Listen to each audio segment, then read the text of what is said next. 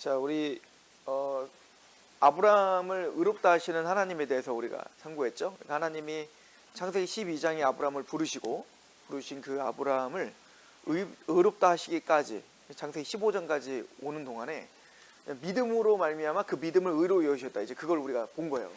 근데 우리가 성경을 가만히 보면 그 믿음조차 사실은 누가? 하나님께서 주장하셨다라고 우리는 고백할 수밖에 없다라고 하는 것을 우리가 본 거죠.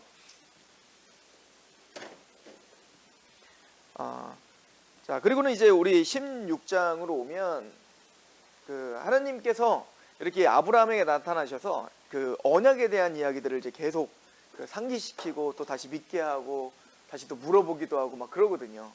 근데 이제 의롭다함을 받은 그 아브라함이니까 우리가 이제 로마서 이제 그 지금 4장을 기점으로 본다면 로마 4장의 사도 바울이 해석한 거를 본다면 지금 사도 바울은 우리의 이신칭의를 이 로마서 15장을 가지고 창세기 15장을 인용해서 인용해 가지고 아브라함이 한 것도 없는데 일한 것도 없고 경건하지 않는 아브라함이 하나님을 믿음에 자신을 의롭다 하신 하나님을 믿음에 그 믿음을 의로 여겼다. 이게 로마서의 정리예요. 그러니까 아브라함의 인생의 정리인데 그렇게 의롭다움을 받은 아브라함이니까 이제는 어떻게 될까? 믿음을 갖고 굳건하게 쫙 살아가면 좋은데 아브라함의 이제 또 우리가 계속 보겠지만 아브라함은 또 그렇게 살지도 못해요. 또 쓰러지고 또 넘어져요. 그러니까 우리랑 똑같죠. 사실 우리도 믿는 것도 기적이에요.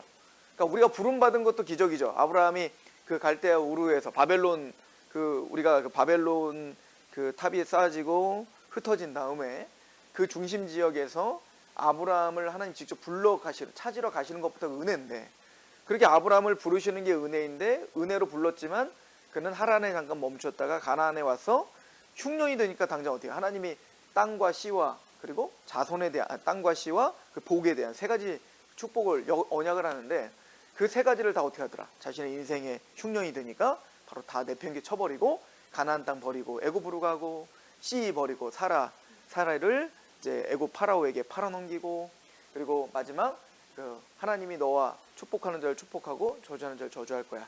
하나님 철저히 네 편 돼 줄게. 그 말씀도 저버리고 어떻게 해요? 파라오 앞에 살아날 하나님을 의지하지 못하고 언약을 의지하지 못하고 자신의 그 방법 그게 뭐예요? 팔아먹는 거잖아요. 그런 걸 통해서 땅과 씨와 복을 다 사실은 이제 믿지 못하는 자신의 모습을 보이게 된 거죠. 그러나 하나님은 아브라함의 연약함에도 불구하고 그러거나 말거나요. 정말로 하나님이 어떻게 하시더라? 하나님의 약속을 스스로 지키시더라.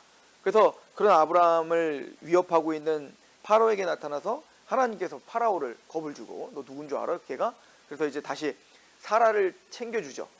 그리고 다시 가나안 땅으로 돌아오게 하고 그리고 내가 너와 함께하고 있다는 것을 보여주죠. 그러니까 땅과 씨와 복을 다시 회복시켜 주심으로 하나님의 언약은 누가 지킨다? 하나님이 스스로 지키신다 라고 하는 것을 보여줬다라고 하는 거예요. 그리고 이제 15장에 그 얘기를 의롭다 여김을 받았다라고 하는 이야기가 끝나자마자 또 아브라함이 그래서 내가 이 가나안 땅 줄게 그랬더니 15장에 아브라함이 또 그러잖아요. 내가 그 가나안 땅 내가 올 줄 또 어떻게 알아요? 하나 넘어가면 또 하나가 의심되고 하나 넘어가면 또 하나가 의심되고 이게 아브라함이었대요. 그러니까 하나님이 어떻게 하십니까? 짐승 쫙 깔아놓으라고 했잖아요. 반으로 쪼개가지고 깔아놓고 이게 고대 근동의 그 조약 체결식이라고 했잖아요. 그죠? 이게 종주권 조약, 종주권 언약 이런 건데 그래서 이제 원래는 아브라함이 지나가야 되는데 누가? 하나님이 홀로 지나가시더라. 이거죠. 그러니까 하나님이 이 짐승처럼 쪼개지는 한이 있더라. 내가 반드시 했다. 이게 바로 베리트. 성경에서 말하는 베리트라고 하는 이 단어를 이제 언약을 말할 땐 베리트라는 단어를 쓰는데요.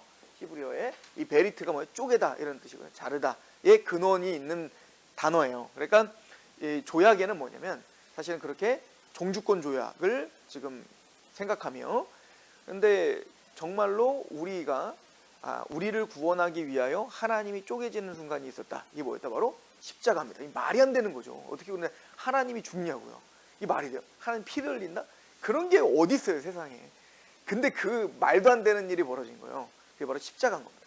그래서 하나밖에 없는 그 아들 독생하신 그죠? 사실은 이거는 독생자가 쪼개지셨다라고 하는 건요. 십자가에 죽으셨다는 것은 하나님이 죽으신 것보다 더 큰 고통이죠. 그러니까 내가 죽는 거와 내 자녀가 죽는 거. 보통의 진짜 사랑의 부모라면 어때요? 내 자녀가 죽는 게 훨씬 더 고통스러운 거예요. 내가 차라리 죽을 걸 그랬어. 이게 부모 마음 아니겠어요? 그러니까 하나님 차원에서는 독생하신 하나님이신 예수를 내어주시는 고통, 그죠? 그 고통을 감내하며 피로 맺은 언약, 이게 바로 복음인 거예요. 그래서 이거를 이제 히브리서는 뭐라고 하냐면 복음을 언약이라고 이제 그 언약인데 이제 유언이라고 표현하죠. 유언. 그래서 유언한 자가 죽어야 되는데 이 언약의 근본이신 누구? 예수님이 죽으심으로 말미암아 반드시 이루어지는 약속. 이게 복음인 거예요. 그래서 이게 성경이 바라보고 있는 복음의 의미입니다. 그러니까 복음을 믿지 않는다는 것은요, 그 하나님의 이 모든 사실은 사랑과 지혜와 능력과 이게 딱 정점에 이르고 딱 이렇게 압축되어 있는 게 바로 십자가인 거예요. 십자가 이야기에 이 모든 게 담겨 있는 겁니다. 하나님의 사랑, 하나님의 공의, 하나님의 거룩, 그죠? 지혜, 이 모든 게 담겨 있는데 그 십자가를 거부한다는 건 하나님의 모든 걸 다 거부해버리는 거와 같은 겁니다. 이걸 그래서 요한일서는 이렇게 표현을 하고 있죠. 요한일서 한번 가보세요. 요한일서 5장 10절을 보시면요, 우리 믿는 사람들에게는 증거가 있다라고 이야기를 하죠. 그러면서 5장 10절에 이렇게 이야기를 해요. 요한일서 5장 10절.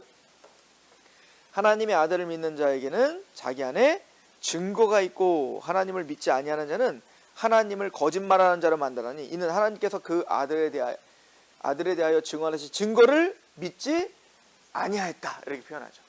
그러니까 아들에 대하여 증언하신 증거를 믿지 아니한 거예요. 이거 자체가 뭐냐면 하나님 믿지 아니하는 자는 하나님을 뭘로 만드신다? 거짓말하는 자로. 하나님은 거짓이 없으시거든요. 근데 우리가 그 십자가를 믿지 않는다는 건, 그 아들 예수에 대한 걸 믿지 않는다는 건 하나님 거짓말쟁입니다 라고 신성모독하는 거와 똑같은 겁니다. 그죠? 하나님의 모든 걸 부인해 버리는 거예요. 그죠? 하나님이 천지를 창조하시는 거, 하나님이 우리에게 복 주시는 거, 하나님이 우리에게 호흡 주시는 거 너무 중요하죠. 그런데 그 모든 것보다 더 사실 하나님의 인생 가운데 가장 중요한 건 뭐냐면, 하나님의 그 모든 존재 가운데 가장 중요한 사건이 바로 십자가인 거죠. 한번 생각해 보세요. 여러분들, 내 자녀가 나를 위협하고 있는 강도로 내 자녀를 죽였어. 내 자녀를, 정말 내 생명 같은 내 자녀를.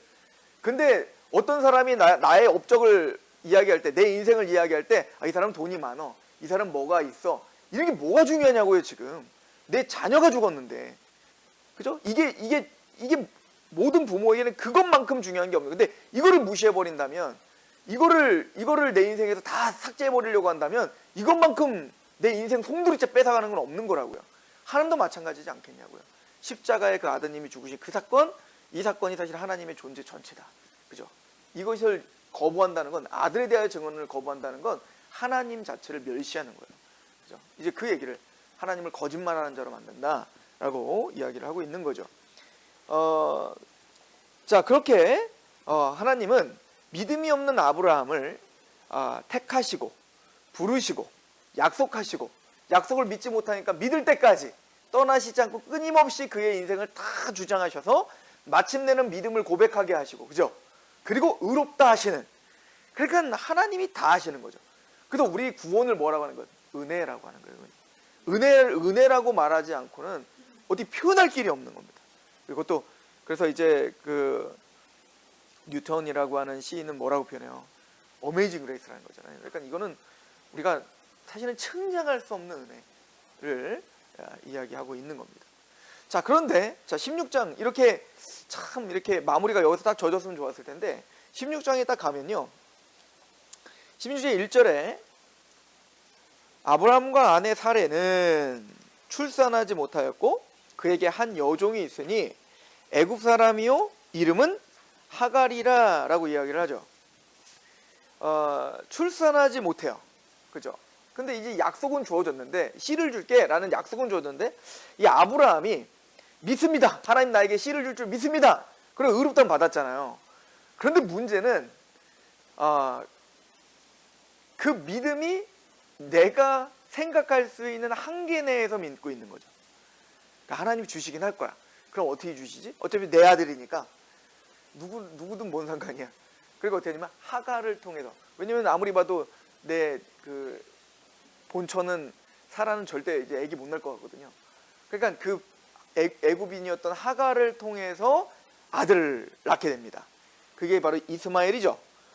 2절에 사레가 아브라함에게 이르되 여호와께서 내 출산을 허락하지 아니하셨으니 원하건대 내 여종에게 들어가 내가 혹 그로 말미암아 자녀를 얻을까 하노라 하매 아브라함이 사레의 말을 들으니라. 아브라함의 아내 사레가 그 여종 애굽 사람 하갈을 데려다가 그 남편 아브라함에게 첩으로 준 때에 아브라함이 가나안 땅에 거주한 지 10년 후였더라. 아브라함이 하갈과 동침하였더니 하갈이 임신함에 그가 자기의 임신함을 알고 그 여주인을 멸시한지라. 사레가 아브라함에게 이르되 내가 받는 모욕은 당신이 받아야 옳도다. 내가 나의 여종을 당신의 품에 두었거늘 그가 자기의 임신함을 알고 나를 멸시하니 당신과 나 사이에 여호와께서 판단하시기를 원하노라. 그 이스마엘을 낳고 나중에 아브라함이 하나님이 자꾸 이제 언약을 하니까 어디냐면 첫 번째는 이제 그 엘리에셀로 합시다 이렇게 해요. 엘리에셀로 합시다. 엘리에셀이 누구냐면 종이에요. 굉장히 충직스러운 아마 어릴 때부터 데리고 다녔던 종이었던 것 같은데요. 이게 아들과 같은 종이니까 아유 하나님 약속 난 믿어요. 이 엘리에셀이 그 씨라고 합시다. 그래서 이 엘리에셀에게 그 모든 씨를 풍성하게 해서 하나님의 약속을 이루세요. 이게 첫 번째 이제 아브라함의 반응이었어요. 두 번째는 뭐냐면 아니야 네 몸에서 날 자야 돼. 그랬더니 누구야? 이스마엘로 합시다. 이렇게 되는 거예요. 그러니까 하나님 뭐라고 하죠? 아니야 이 이스마엘이 아니라 사라를 통해서 난 자가 메시야 라고 이야기를 하죠. 그러니까 아브라함은 끊임없이 하나님을 믿어졌어요. 그럼에도 불구하고 그 믿음은 연약할 수밖에 없는 거예요. 끊임없이 자신이 손에 쥐어지고 만져지는 것 이런 것에 그러니까 나중에 이 이야기도 야곱도 똑같아요. 야곱은 뭐에 대한 장자 축복에 대한 갈망이 있었죠. 근데 그 장자 축복도 누가 이룰 수 있다고 생각하는 거야. 내가 그 장자 축복을 만들어낼 수 있다고 생각한 게 바로 사실은 야곱 이야기거든요. 야곱의 뜻이 뭐예요? 형 발 뒤꿈치를 잡은 자. 그러니까 태어날 때부터 걔는 뭐예요? 형 되고 싶은 게 아주 그냥 갈망함이 있었는데 그냥 끊임없이 야곱이라는 건 형 발 뒤꿈치를 잡은 자. 그러니까 내가 뭔가를 쟁취하고 내가 뭔가 하는데 자격은 안 되지만 자격 안 되는 그 장자 축복을 받기 위하여 야곱은 끊임없이 노력해요. 근데 결과적으로는 그게 성공해요? 성공 못하죠. 그것 때문에 어떻게 되죠? 형과 아버지에게 도망자가 되어서 고난 가운데 라반네 집에 쫓겨나잖아요. 그리고 그걸 끝까지 해결을 못해서 나중에 야복강가에서 하나님이 해결하시고 하나님이 이기게 하시는 그 장면으로 이스라엘이 되는 거거든요. 그러니까 이게 아브라함 이야기에도 계속 나타나는 거예요. 근데 이게 또 누구의 이야기였죠? 우리 창세기 앞쪽으로 가보시면 하나님이 아담이 범죄하자마자 하나님이 약속하죠. 여자의 후손이 뱀의 머리를 밟고 널 구원할 거라는 거 아니에요. 복음이 선포돼요. 그러니까 이 아담과 이 인류는 끊임없이 그 여자의 후손도 내가 만들 수 있다고 생각을 한 거였다고요. 그래서 가인을 낳고 득남하였다. 거기에 기대를 걸었던 거예요. 근데 알고 봤더니 가인이 누굴 쳐 죽여. 가인이 살아 이제 딱 보면 알잖아요. 자라면서 얘는 메시아가 아니라는 걸 알잖아. 그러니까 누구에게 기대를 걸었겠어요? 아벨에게 기대를 걸었지만 그 가인이 누구를 쳐 죽여버려. 아벨을 쳐 죽여버리더라는 거예요. 그러니까 아담은 또 다른 아들을 낳고 그게 셋이었잖아요. 그 이름이 바로 또 새로 다른 씨를 주셨다는 거예요. 그러니까 하나님이 또 이 씨를 주셨다. 그 메시아를. 그러니까 끊임없이 기대하고 소망하는 거야. 얘인가? 그러다가 셋이 에노스를 낳고 그때서야 누구를 불렀죠? 여호와 이름을 비로소 불렀더라. 이렇게 말하죠. 에노스, 인간이라는 뜻이라고 했잖아요. 우리가 할 수 없다는 거예요. 우리는 인간이라는 거예요. 우린 먼지 같다는 거죠. 그때서야 그러니까 우리 인간의 어떤 것도 그 하나님의 은혜를 만들어낼 수 없다는 것을 인정할 때야 누구를 부르는 거예요? 하나님을 부르는 거예요. 여호와 이름을 불렀더라는 거예요. 그런 것처럼 지금 아브라함을 부르시고 아브라함의 그 본성 속에 또 우리 본성 속에 그게 끊임없이 있는 거예요. 그러니까 하나님이 믿어지는 것도 하나님 말씀이 믿어지는 것도 너무 어려운 거지만 그걸 믿어 의롭다함 받은 하나님의 백성들도 그의 신앙의 성숙에 있어서는 끊임없이 이런 작업들이 필요한 거죠. 성숙이 필요한 거예요. 그죠? 왜 우리는 계속 하나님 맞아요. 하나님 약속 믿습니다. 그래서 내가 할 수 있는 거 해서 요거 갖고 해주시죠. 하나님은 아니라는 거예요. 하나님은 무에서 유를 창조하신 하나님이라고 말하지만 우리는 끊임없이 내가 할 수 있는 바운데를 딱 치고 그것 안에서 생각하고 있는 거죠. 우리는. 그죠? 근데 하나님은 아브라함을 그걸 부셔버리기를 원하는 거예요. 하나님이 행하실 일들을 보라는 겁니다. 그죠? 그죠? 그래서 그런 그 좀 모습들을 우리가 볼 수 있는 장면이다. 자, 또 하나는 뭐냐면 그 이스마엘을 낳게 하고 그 하갈을 축복하는 장면을 통해서 하나님은 일반 은총 속에서 하갈과 이스마엘을 보호하고 있는 걸 볼 수가 있죠. 큰 민족을 이루게 하시죠. 그래서 사실은 이스마엘에 낳고 이런 것은 바로 하나님의 그 일반 은총의 속에서 유대인들을 넘어 하나님은 또 그렇게 보호하시며 민족들을 이루게 하시는 그 은혜가 있는 거예요. 자, 우리 17장을 가보시죠. 우리 16장에 어쨌든 이스마엘에 대한 이야기가 또 한 번 나오고, 그리고 17장에 할례 얘기가 나옵니다. 자, 여기 보면 아브라함이 그러니까 한 번 믿음에 대한 이야기가 나오면 그 다음은 또 불신앙적인 이야기 나오고, 그리고 또 하나님이 또 다시 또 그 믿음을 도와주셔서 또 한 번 또 언약적인 어떤 믿음을 또 강화시키고, 그럼 또 무너지고, 이게 반복되고 있는 걸 볼 수 있죠. 그죠? 17장에 1절 아브라함이 99세 때, 자, 몇 살? 99세라는 걸 우리는 기억하셔야 되는 거예요. 몇 살에 이상 나와요? 100살에 나오잖아. 이제 1년 전 이야기예요. 근데 1년 전이면 이제 사실 이삭 그 성취되기 전이니까 이제 좀 정신 차렸어야 될 거 아니에요. 근데 아브라함은 전혀 변한 게 없다는 걸 보여주고 있습니다. 그래서 99세 때 여호와께서 아브라함에게 나타나서 그에게 이르되 나는 전능한 하나님이라 너는 내 앞에서 행하여 완전하라. 나는 전능하다. 그죠? 너는 내 앞에 서서 완전하라. 이 완전하면 믿음을 굳게 지키라는 얘기일 거 아니겠습니까? 근데 16장에 어떤 이야기가 있었던 거예요? 그걸 사실은 믿지 못하고 누굴 낳은 거야? 이스마엘 낳은 거 아닙니까? 그러니까 이 지금 17장에 99세 때 나타나서 하나님은 믿음을 또 돕고 있는 거죠. 야, 이스마엘 아니야. 그죠? 내가 낳을 자는 사라를 통해 낳을 자야. 이걸 이제 강조하게 될 거예요. 2절에 내가 내 언약을 나와 너 사이에 두어 너를 크게 번성하게 하리라 하시니 아브라함이 엎드렸더니 하나님이 또 그에게 말씀하여 이르되 보라 내 언약이 너와 함께 있으니 너는 여러 민족의 아버지가 될지라. 이제 후로는 내 이름을 아브라함이라 하지 아니하고 뭐라고요? 아브라함이라 하라. 그러니까 아브라함이라고 하는 거는 이제 그냥 아비라는 뜻이야. 아비. 그러나 아브라함은 열국의 아비라는 뜻이에요. 이게 참 재미있죠. 사실은 이제 아브라함에게는 아직 자식이 없는 거예요. 왜냐면 정 부인에게는 없는 거잖아요. 그죠? 그러니까 아직 자식도 못 낳는데 이름이 뭐야? 원래 이름이 아비야.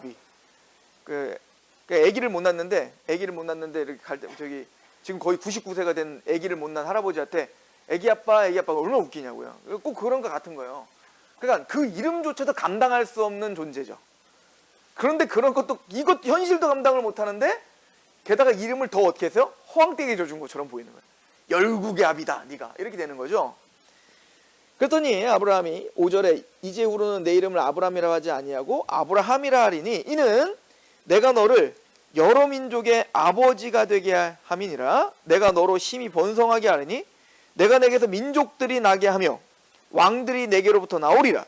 내가 내 언약을 나와 너 및 내 대대 후손 사이에 세워 영원한 언약을 삼고 너와 내 후손의 하나님이 되리라. 자, 이런 때는 미주를 딱 그셔야 되는 거예요. 여기서 너와 내 후손의 하나님이 되리라.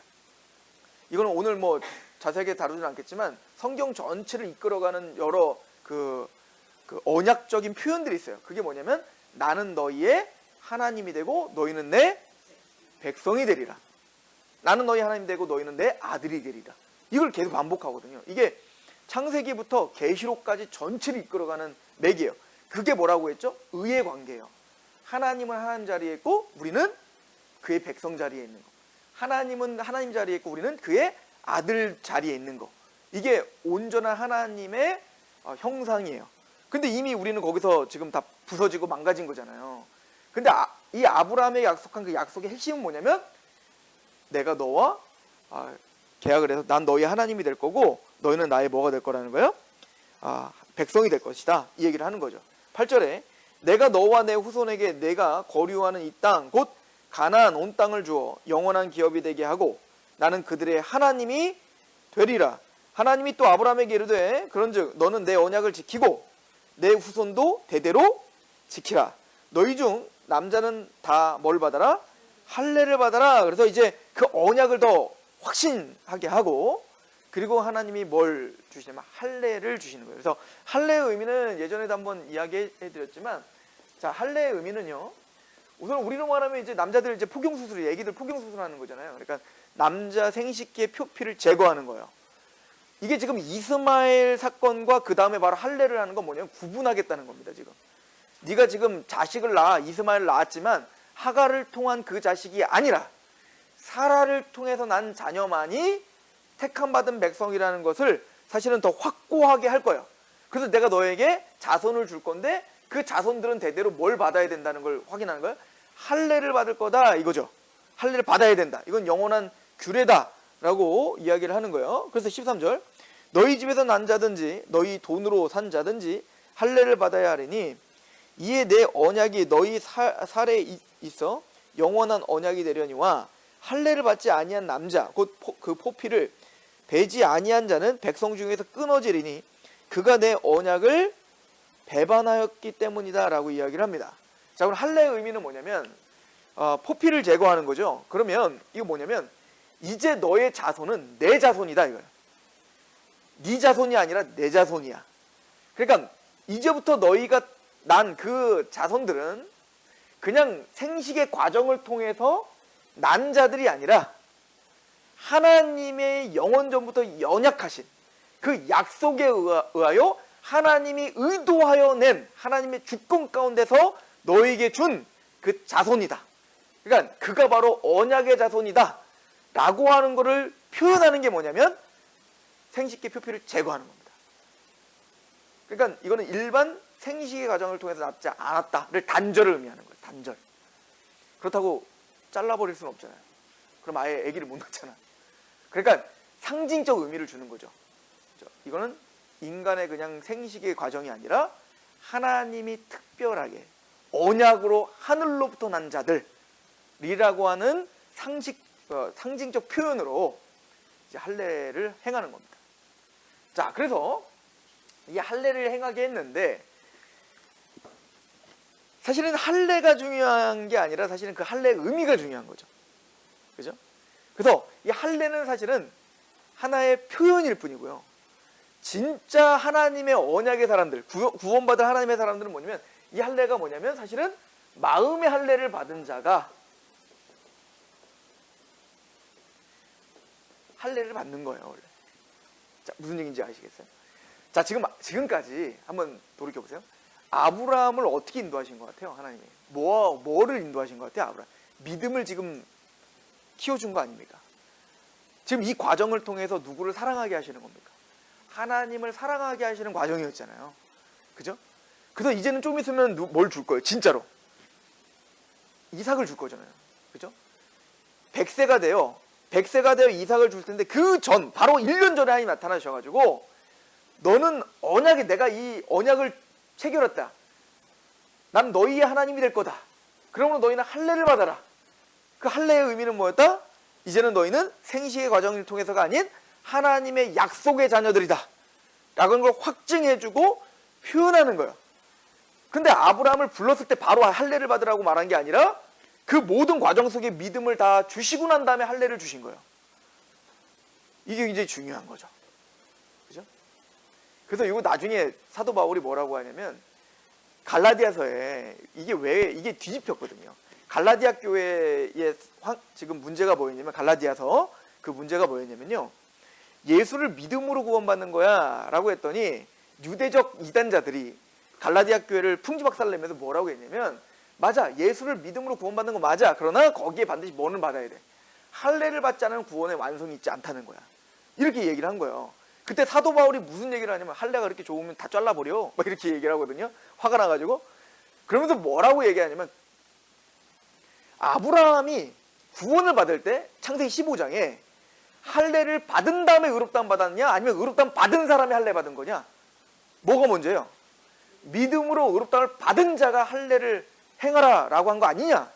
그러므로 할례는 그 믿음으로 의롭다함 받았다는 거에 대한 표식이고 표현이고 우리는 하늘로부터 난 하나님의 언약의 사람들입니다 라고 하는 것을 고백하는 게 할례지, 할례를 받으면 구원받고 받지 않으면 구원받지 않는 그런 조건이 아니다. 이거를 이야기할 때 이 창세기 또 15장 17장, 그러니까 사도 바울과 이 창세기 15장 17장은 떨래야 뗄 수가 없는 거예요. 이해가시죠? 그럼 그 믿음으로 의롭다함 받았다는 얘기는 다른 말로 말하면 뭐냐면 사실은 그게 진짜 할례인 거예요. 지금 진짜 할례를 받은 자에게 할례를 행하라고 한 거예요. 이게 무슨 말이냐? 진짜 할례는 마음의 할례거든요. 자, 지금 이거 창세기 누가 쓰고 있어요? 모세가 쓰고 있잖아요. 모세. 이것도 기억하셔야 되는 거예요. 모세가 이미 창세기의 할례가 어떻게 시작됐는지를 보여주면서 모세가 이스라엘 백성들에게 그래서 우리가 할례 다 받는 거다, 이걸 지금 기원을 설명해 주는 거잖아요. 그런데 그 하나님이 진짜 원하시는 할례는 뭔지 아는가? 우리의 표피를 제거하는 할례가 아니라 마음의 할례다, 이거를 선포한다고요. 우리 신명기 가봅시다. 신명기까지 누가 쓴 거예요? 모세가 쓴 거죠. 자, 신명기 한번 가보세요.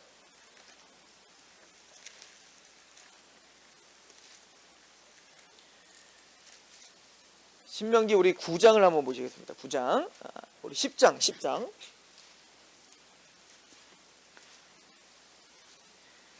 자, 아브라함에게 창세기 17장에 한 아까 약속들과 지금 출애굽기 이스라엘에게 한 약속들을 좀 비교하면서 잘 보세요. 다 동일한 약속이거든요. 10장 12절에 이스라엘아, 내 하나님 여호와께서 내게 요구하시는 것이 뭐냐? 곧 내 하나님 여호와를 경외하여 그의 모든 도를 행하고 그를 사랑하며 마음을 다하고 뜻을 다하여 내 하나님 여호와를 어떻게 하는 거? 섬기는 거. 이걸 위해서 하나님은 홍해를 건너게 하신 거죠. 구원을 경험하게 하신 거라고요. 그걸 위해서 지금 아브라함을 하나님이 어떻게 하시는 거예요? 지키신 거죠. 보세요. 지금 이스라엘 백성들이 홍해를 건넌 다음에 애굽에서 나와서 이 약속을 듣고 있죠. 아브라함도 똑같아요. 아브라함도 어디에 있었어요? 바벨론에 있다가 하나님 먼저 건져 주셨잖아요. 그에다가 어디를 갔어요? 그걸 못 믿고 애굽에 갔는데 사실은 이스라엘이 출애굽하기 전에 1차 출애굽은 누구를 통해서 한 거야? 아브라함이 그 출애굽을 한번 한 거예요. 애굽에 사또 죽을 뻔했잖아요. 사실은 다 뺏겼잖아요. 그런데 거기에 하나님이 개입하셔서 아브라함을 끄집어내주는 출애굽을 하신다고요. 그리고는 하나님의 언약의 신실함을 알게 하시고 믿게 하신다고요. 그죠? 그리고 그 믿음으로 의롭다함을 주시고 그리고 뭐 하시는 거예요? 할례를 행하신 거라고요. 마찬가지 이스라엘도 똑같은 거예요. 지금 애굽에 있던 우리를 건져내셔서 은혜를 주시고 그 은혜의 감격, 이거는 근데 내가 너희를 구원시킨 이유가 뭔지 아는가? 그것은 하나님이 모세를 부를 때 출애굽기에 보면 모세 부르는 장면에 보면 아브라함과 이삭과 야곱에게 한 약속을 기억하셨다. 그리고는 그 백성들의 신음소리를 들었다. 이렇게 표현하거든요. 그러니까 지금 너희들을 구원하는 이유는 너희들이 잘난 거 하나도 없다 이거야. 아브라함을 구원할 때 아브라함이 잘난 거 하나도 없듯이 이스라엘 너희들이 자격이 되어 구원받은 게 아니라 하나님의 약속 때문에 구원받은 거다 이거야. 그죠? 그러니까 그 약속이 이스라엘이 광야에서 끊임없이 원망하고 시험하고 우상숭배하고 그럼에도 불구하고 그 약속을 지키기 위하여 하나님은 어디까지 데려보내? 가나안까지 데려보내고야 말죠. 그게 지금 아브라함의 인생과 똑같다고요. 근데 이게 누구의 인생과 똑같은 거예요? 우리의 인생과 똑같은 얘기를 반복적으로 설명하고 있는 거라고요. 그러니까 이스라엘이 구원받고 건진받자 하나님이 할례를 행하는데 모세는 이제 그 할례의 진짜 의미가 뭔지를 설명하는 거예요. 얘들아, 너희들 광야 속에서 너희들이 마음이 굳어서 하나님을 배반했잖아. 그러므로 육체적인 할례를 하기 전에 먼저 뭘 해라? 마음의 할례를 해라. 그 얘기를 하는 겁니다. 그래서 이제 14절에 하늘과 모든 하늘과 땅과 그의 만물은 본래 내 하나님 여호와께 속한 것이로되 여호와께서 오직 내 조상들을 기뻐하시고 그들을 사랑하사 그들의 후손인 너희를 만민 중에서 택하여 오늘과 같게 하셨다. 특별한 종이죠. 이스마엘 그 족속이 아니라고요. 아브라함에게 태어난 이스마엘이 아니라 사례를 통한 특별히 이스라엘에게만 지금 하나님이 특별한 은총 가운데 부르셨다고요. 16절 그러므로 너희는 마음의 할례를 행하고 다시 목을 곧게 하지 말라. 모세가 명령하는 거예요. 진짜 하나님이 원하는 할례는 뭐다? 마음의 할례다. 이거예요. 마음의 할례. 그런데도 정신 못 차리고 이스라엘이 이렇게 모세가 이미 설명했는데도 불구하고 나중에 이제 가나안 땅에 가서 이제 뭐예요? 가나안 땅 가갖고 여호수아를 통해서 가나안 땅 정복하고 그리고 사사시대 거쳤다가 사무엘 상하를 통해서 다윗 왕조가 세워지고 그리고 열왕기 상하를 통해서 뭐요? 이제 이스라엘 왕조가 쭉 진행되는 동안에 이들은 마음의 할례에 관심이 없었어요. 그리고 이들은 뭐예요? 형식적으로 육체의 할례를 받음으로 그냥 우리는 구원 받았지 이러고 사는 거죠. 그러니까 나중에 이제는 이 이스라엘을 완전 패망시키시면서 하나님이 이사야와 예레미야를 통해서 계속 선포하는 게 뭐냐면, 너희는 겉에 생식의 표피를 제거하지 말고 네 마음을 찢어라, 이 얘기를 하는 거예요. 하나님이 진짜 원하시는 것은 육적인 할례가 아니라 마음의 할례다. 하나님의 언약을 믿고 그것 때문에 감격하여 마음을 다하고 뜻을 다하고 목숨을 다하여 하나님을 사랑하는 그 마음의 할례를 원하시는 거지, 하나님이 그 형식을 원하시는 게 아니야, 이 얘기를 한다고요. 그럼 마음의 할례가 뭔데요? 우리 30장 가보세요. 신명기 30장. 모세가 설명을 잘 해놨어요.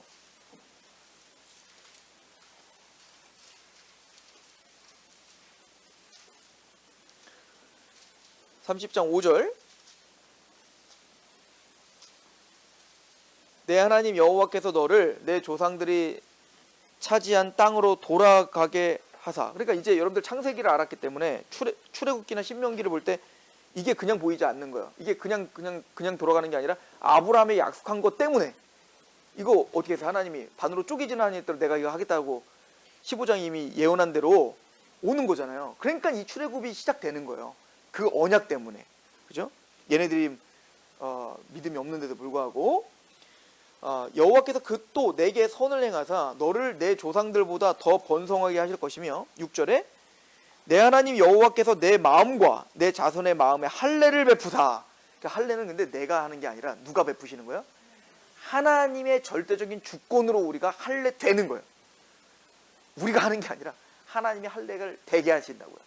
할례를 베푸사 너로 어떻게 하는 거예요? 마음을 다하고 뜻을 다하여 내 하나님 여호와를 사랑하게 하사 너로 생명을 얻게 하시거든. 자, 마음의 할례가 정리되죠. 마음의 할례가 뭐예요? 마음을 다하고 뜻을 다하고 목숨을 다하여 하나님을 사랑하는 거. 그래서 예수님이, 이 율법자들이 그러잖아요. 율법 중에 최고의 율법은 뭡니까? 라고 말할 때 예수님이 뭐라고 하죠? 첫 번째 계명은 마음을 다하고 뜻을 다하고 목숨을 다하여 하나님을 사랑하는 것과, 두 번째 계명은 이것이니 내 이웃을 내 몸처럼 사랑하는 것이다. 하나님이 원하시는 최고의 법은 뭐라는 거예요? 하나님 사랑, 이웃 사랑이다. 한마디로 말하면 마음의 할례를 말하는 거예요. 마음의 할례가 뭐냐면 구원이거든요. 거듭남이거든요. 그럼 우리가 하나님을 어떻게 사랑할 수 있죠? 마음을 다하고 뜻을 다하고 목숨을 다하고 어떻게 사랑할 수 있죠? 그게 바로 십자가인 거예요. 십자가가 아니면 우리는 그 사랑을 가질 수가 없는 겁니다. 흉내낼 수가 없는 거예요. 그러니까 내가 먼저 하나님을 선택한 게 아니라, 내가 먼저 주님을 선택한 게 아니라, 너희가 원수 되었을 때에 그 아들을 죽이시면서 하나님의 사랑을 확증하신 거예요. 그래서 십자가의 사랑으로 말미암아 우리가 어떻게 된 거예요? 하나님을 사랑할 수밖에 없게 만드시는 거예요. 그러므로 아브라함은 십자가는 몰랐겠죠. 그런데 아브라함은 그 십자가의 은혜를 깨달은 거예요. 뭘 통해서? 그 인생 전체를 통해서 십자가의 무한하신 은혜가 무엇인지를 깨닫는 게 바로 아브라함의 인생의 이야기인 거예요. 그럼 그 십자가의 은혜가 뭔데요?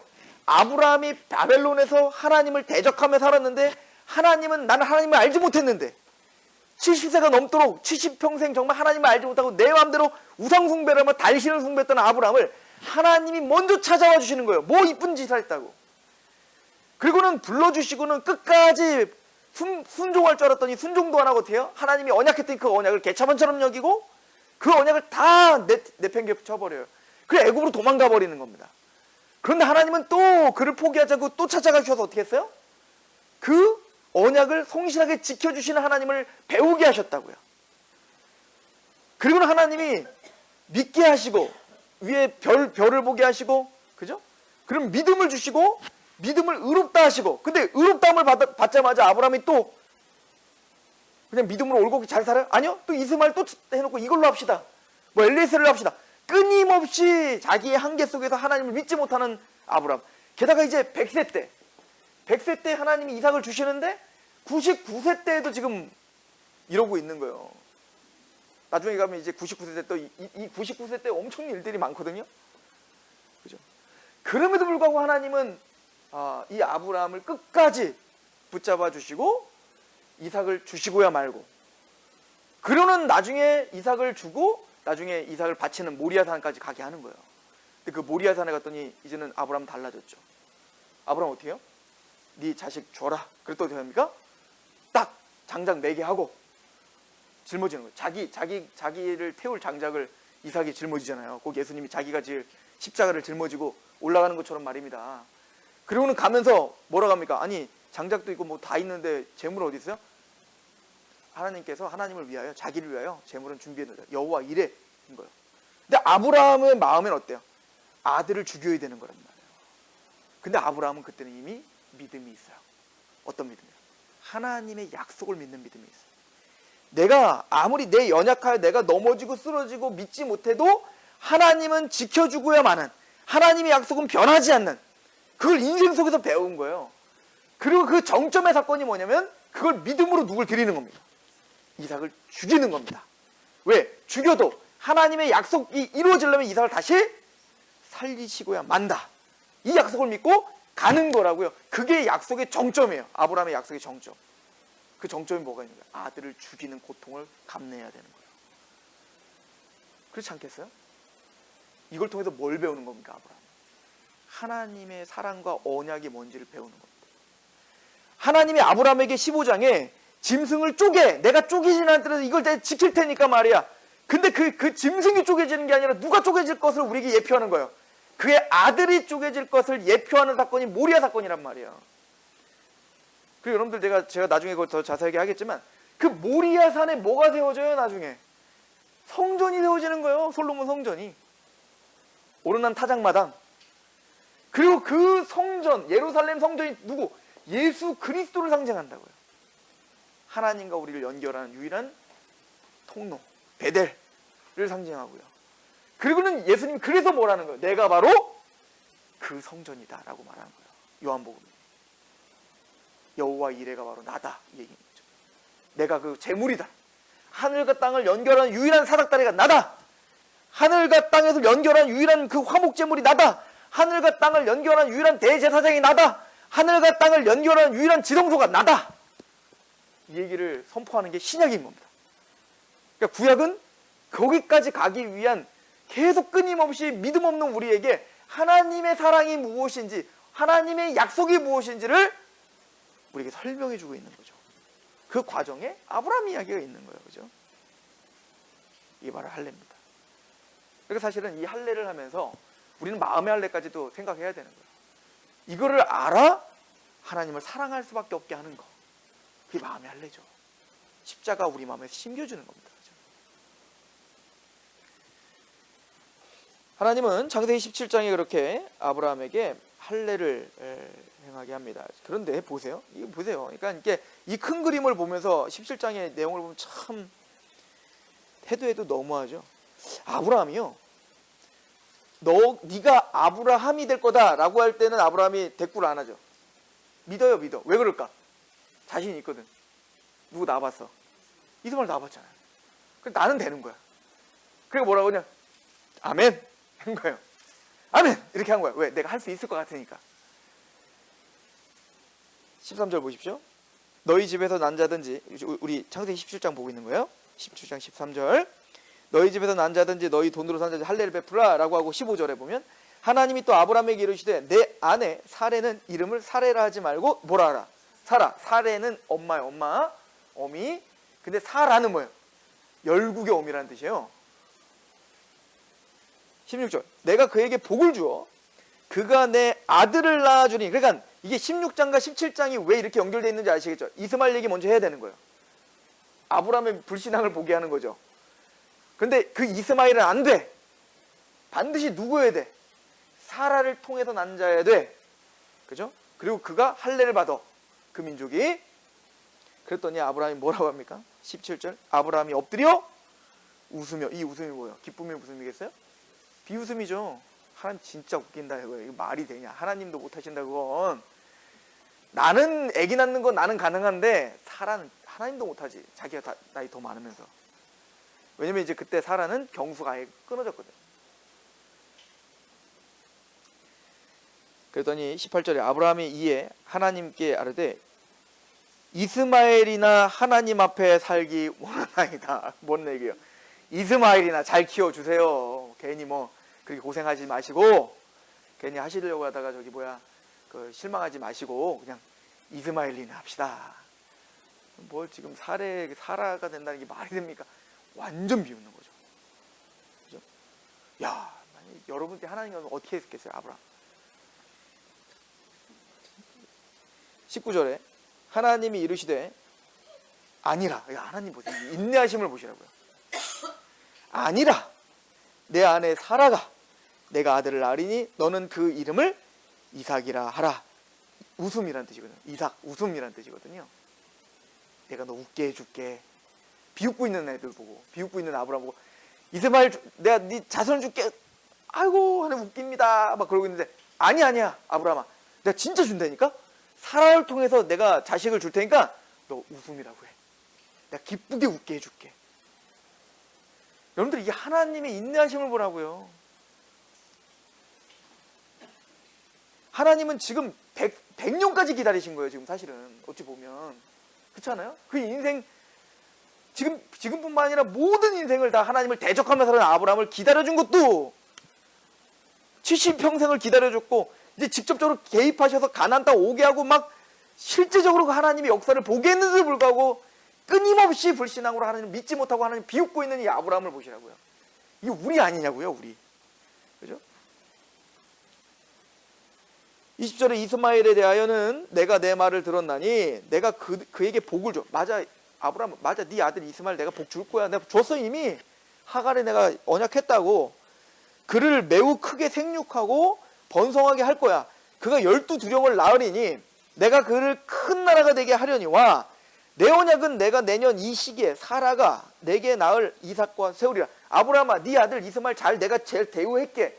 그런데 내 언약에 관련돼서는 사라를 통해 난 이삭을 통해야 돼 라고 못을 박은 거죠.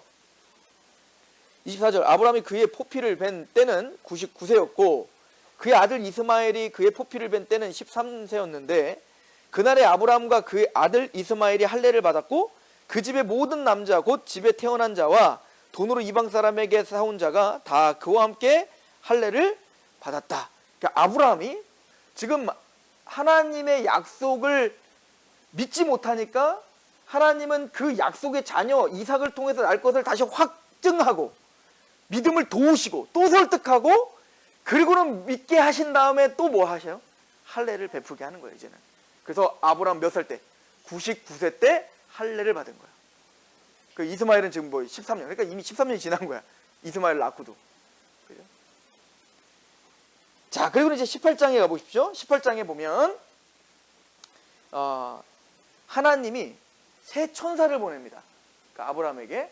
그래서 이 새 천사에 대한 이야기를 좀 결론을 드리면, 나중에 이제 보시면 새 천사가 이제 사람의 모양으로 이제 아브라함에게 오잖아요. 그러니까 아브라함의 모습으로 새 천사가 오는데, 나중에 새 천사 중에 두 천사는 어디로 가냐면 소돔과 고모라로 가요. 롯에게 갑니다. 근데 두 천사는 가고 한 천사는 누구랑 얘기를 하고 있냐면 아브라함과 이야기를 해요. 근데 그 천사를 여호와의 사자라고 부르고, 근데 이 천사의 말투가 이게 여호와께서 이렇게 말했다가 아니라 하나님인 것처럼 얘기해요. 자, 그런 장면들을 우리 좀 볼게요. 18장 1절. 여호와께서 마므레의 상수리 나무들이 있는 곳에서 아브라함에게 나타나시니라. 날이 뜨거울 때에 그가 장막문에 앉아 있다가 눈에 들어온즉 사람 셋, 이게 천사들이 사람의 모습으로 온 거예요. 셋이 맞은편에 서 있는지라 그가 그들을 보자 곧 장막문에서 달려나가 영접하며 몸을 땅에 굽혀 이르되 내 주여 내가 주께 은혜를 입었사오면 원하는데 종을 떠나지 마세요. 그리고 이제 4절에 물을 조금 가져다가 당신의 발을 씻기고 나말이 씻어서, 그래서 이제 발을 씻기고 이제 쉬게 한단 말이에요. 5절에 내가 떡을 조금 가져다가 당신들의 마음을 상쾌하게 하신 후에 지나가서 당신의 종에게 오셨음이니이다. 그들이 이르되 내 말대로 그리하라. 아브라함이 급히 장막으로 가서 사라에게 이르되 고운 가루 새 스아를 가져다가 반죽하여 떡을 만들고, 아브라함이 또 가축을 떼 있는 곳으로 달려나가 좋은 송아지를 잡아서 하인에게 주니 그가 급히 요리하여서 아브라함이 엉긴 젖과 우유와 하인이 요리한 송아지를 가져다가 그들 앞에 차려놓고, 그러니까 굉장히 후하게 이제 대접을 하는 거죠. 자, 그리고 난 다음에 10절 보세요. 그가 이르시되 18절 아브라함이 엉긴 젖과 우유에 하인이 의리한 송아지를 가져다가 그들 앞에 차려놓고 나무 아래 모셔서 매 그들이 먹으니라. 그들이 아브라함에게 이르되 내 아내 사라가 어디 있느냐 대답하되 장막에 있습니다. 사라에 대한 얘기를 하는 거예요. 그가 이르되 이렇게 이제 단수로 쓰여져 있다고요. 셋이 다 말하는 게 아니에요. 그가 이르되 내년 이맘때에 내가 반드시 내게로 돌아오리니 내 아내 사라에게 아들이 있으리라 하시니 사라가 그 뒤 장막문에 들어섰더라. 자, 어쨌든 하나님이 지금 말씀하시는 거잖아요. 사라가 어디 있는가? 그 사라를 통하여 내가 자식 낳게 할 거야. 그랬더니 11절에 아브라함과 사라는 나이가 많아 늙었고 사라에게는 여성의 생리가 어떻게 해서 이미 끊어졌어요. 그러니까 인간의 힘으로는 도저히 할 수 없는 얘기를 하는 거죠. 그때 12절에 아브라함이 17장에서 비웃었던 사라도 어떻게 해요? 사라가 속으로 웃고 비우는 거예요. 그러니까 이게 지금 그 아담과 하와 이야기랑 좀 연결해서 보시면 둘 다 사실 한 명이라도 좀 정신 차리고 있어야 되는데 둘 다 지금 믿음 없는 거죠. 하나님 앞에. 사라가 웃고 이르되 내가 노쇠하였고 내 주인도 늙었으니 내게 무슨 즐거움이 있으리요? 그래서 하나님을 비웃죠. 그랬더니 이제 하나님 뭐라고? 여호와께서 아브라함에게 이르시되 사라가 왜 웃으며 이걸 내가 늙었거늘 어떻게 아들을 낳을 수 있으리냐 하느냐? 여호와께 능하지 못한 일이 있겠느냐?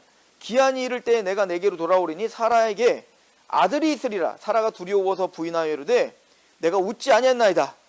웃어놓고 웃지 않았대. 이르시되 아니라 네가 웃었다. 이런 싸움을 하나님 왜 하고 계셔야 되냐고요 지금. 사라와. 그죠? 하나님 진짜 답답하신 거죠. 그러니까 하나님 웃고 있는 거 알았지만 사라에게 분명히 지금 다시 각인시킨 거예요. 너 비웃었지? 그랬더니 아니요. 그랬더니 아니야 너 비웃었어. 똑똑히 기억해 이거예요. 왜? 내가 그 비웃음을 진짜 기쁨의 웃음을 바꿔버릴 테니까. 지금 그걸 기억하라는 거예요. 그 이름을 뭘로 줘야 돼요? 이삭이라고 줘야 되는 거예요. 그죠? 그래서 20장을 한번 보시죠. 20장에 보면 21장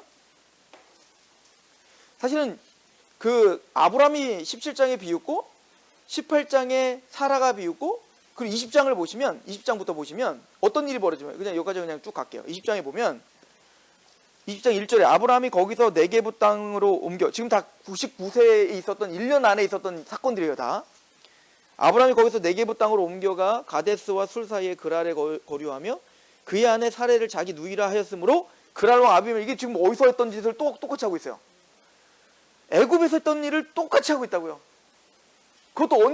이것도 지금 아브라함한테 사라를 통해서 줄 거다 약속까지 했다고요. 비웃었더니 너 왜 비웃어? 사라 너 비웃었지? 이걸 각인시켜주기 무슨 몇 년 전이 아니고요.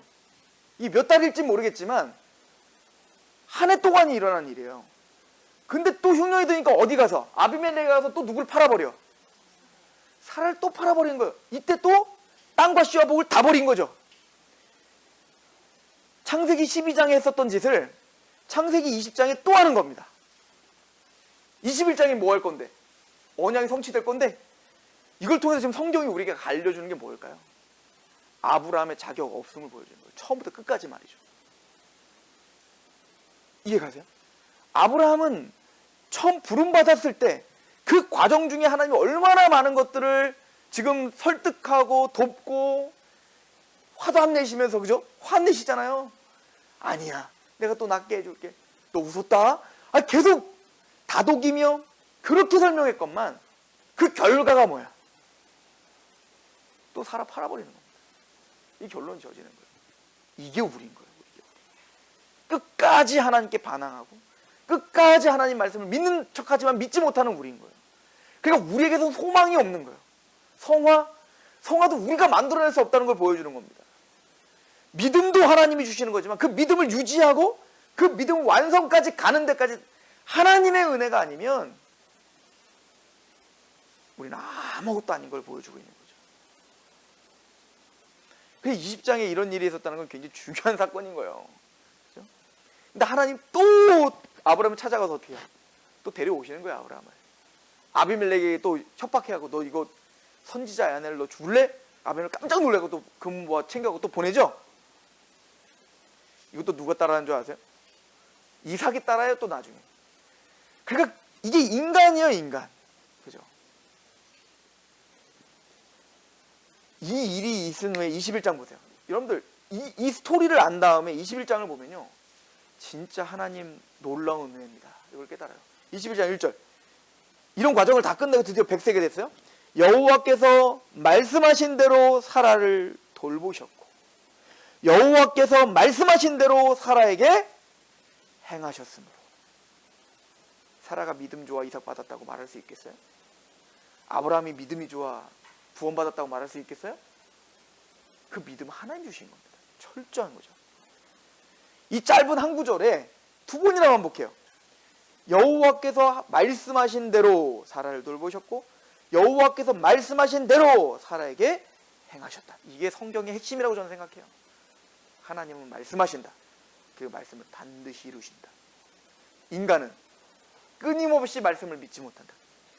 죽기까지 믿지 못한다.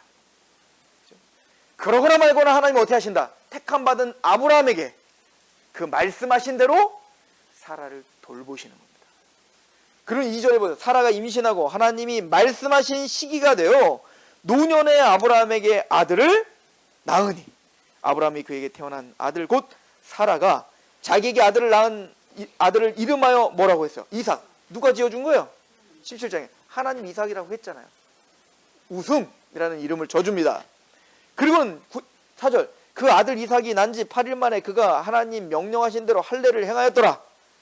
그러니까 이게 지금 차근차근 다 설명되어지고 있었죠. 왜 할례를 지금 행해야 되는지, 할례의 의미가 뭔지. 보세요. 할례를 행하라. 근데 아브라함 그거 깨달았어요? 그때? 잘 못 깨닫죠. 이스마엘이나 합시다. 이해가세요? 그런데 이런 과정을 통해서 할례의 의미를 알게 하시는 거예요. 하나님은 또. 그렇구나. 하나님이 정말 약속을 지키시는구나. 그리고 이 이삭은 진짜 하나님의 아들이구나라는 걸 알게 된 거예요. 이 아들은 육체적으로 그냥 내 아들이 아니라 하나님의 자식이구나. 하나님의 백성이구나. 이걸 고백. 그러니까 낳자마자 바로 하는 명령대로 할례를 행하는 겁니다. 얘는 하나님의 자손입니다. 하나님의 약속의 자녀입니다. 그래서 장로교에서 유아세례를 주는 이유가 여기 있는 거예요. 이 자녀는 하나님의 자손입니다. 내 소유가 아닙니다. 내 것이 아닙니다. 하나님의 주권 가운데 태어난 하나님의 복음의 자녀로 키우겠습니다. 이걸 고백하는 게 사실은 유아세례거든요. 그리고 5절 보세요. 아브라함이 그의 아들 이삭 그에게 태어날 때 100세라. 딱 100세 때 낳게 하죠. 6절 같이 한번 읽어봅시다. 이거 굉장히 중요합니다. 시작. 사라가 이르되 하나님이 나를 웃게 하시니 듣는 자가 다 나와 함께. 이때 웃음은 무슨 웃음이에요? 정말 기쁨의 웃음이죠. 하나님의 언약과 사랑에 감격하는 웃음이죠. 사라 얼마나 민망했겠어요. 나는 그 1년 전에, 사실 1년 전도 아니고 몇 달 전이지 뭐, 나는 그렇게 하나님을 비웃었는데 하나님의 약속, 아니 이게 1년 전이라고 보다 이게 99세 때 보니까 이 뱃속에 10개월 정도 있으니까 뭐 못 알아차려도 한 3, 4개월 후에는 알아차렸을 거 아니에요.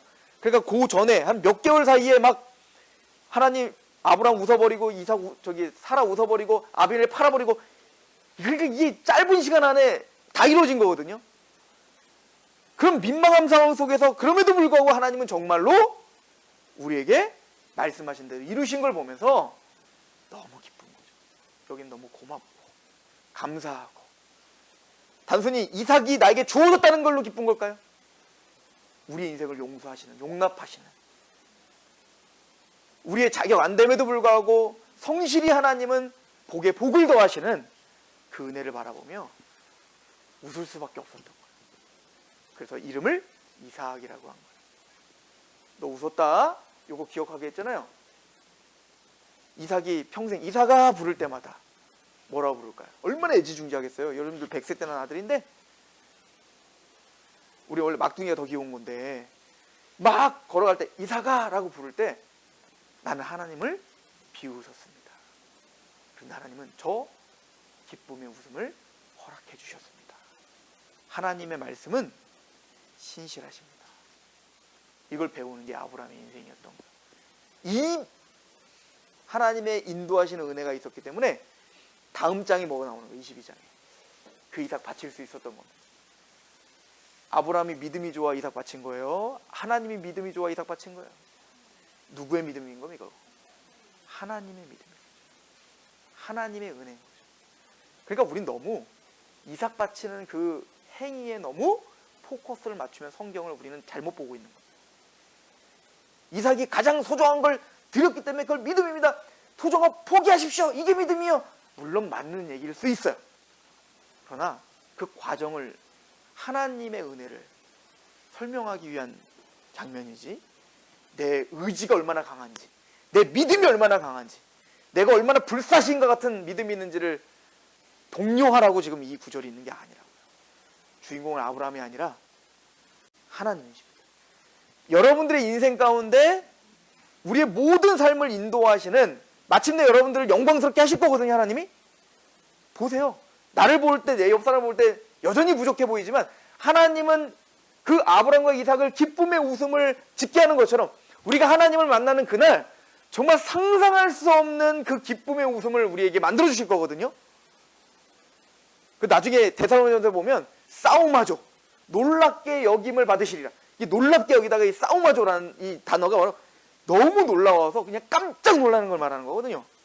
그리고 우리가 하나님의 그 영광스러움을 볼 때, 그리고 그 모습으로 우리가 영광스러운 모습으로 변화된 걸 볼 때 싸움하죠 될 거예요. 너무 놀라울 거예요. 그리고 내 인생을 돌아볼 거예요. 나는 하나님의 말씀을 끊임없이 비웃으며 살았는데 하나님은 이런 영광스러운 데, 하나님의 약속대로 이 영광스러운 기쁨에 참여한 웃음. 아브라함은 평생 이삭을 보면서 이 두 가지를 기억하며 살았을 겁니다. 그리고 우리는 영원한 나라에 갔을 때 이 두 가지를 기억하며 살 거예요. 내 인생은 실패작이었었어. 근데 그런 실패작을 하나님의 손에 붙드니 이렇게 기쁨의 웃음으로 만드셨어. 또 하나는 사라만 기뻐한 게 아니라 사라가 기뻐하니 누구도 같이 기뻐하더라는 거예요. 20장에 보니까 듣는 자가 다 나와 함께 웃어. 이게 복의 근원이에요. 복의 근원. 무슨 목숨 걸고 우와가 아니라 내가 먼저 복음에 감격해야죠. 내가 먼저 하나님의 사랑에 감격해야죠. 누가 뭐라고 해도 그 사랑을 전달해야죠. 그 사랑 때문에 내가 막 기뻐야죠. 그 사랑 때문에 내 마음이 전율이 느껴져야죠. 그걸 보면서 사람들은 함께 웃는 거예요. 복의 통로란 어거지로 하는 게 아니라 전할 수밖에 없는 그 기쁨을 주시는 겁니다. 그죠? 그래서 그 은혜 가운데 내가 웃을 뿐 아니라 그 말을 듣는 자도 함께 웃더라. 불신앙은 아브라함 때문에 아비멜렉, 파라오 죽을 뻔하더라. 그죠? 소금은 맛을 잃으면 밟힐 뿐인 겁니다. 우리를 하나님의 자녀답게 만드시는, 우리를 웃게 하시는, 또 웃게 하실 그 하나님을 소망하고 그 하나님만을 높이시는 저런 되기를 축원합니다.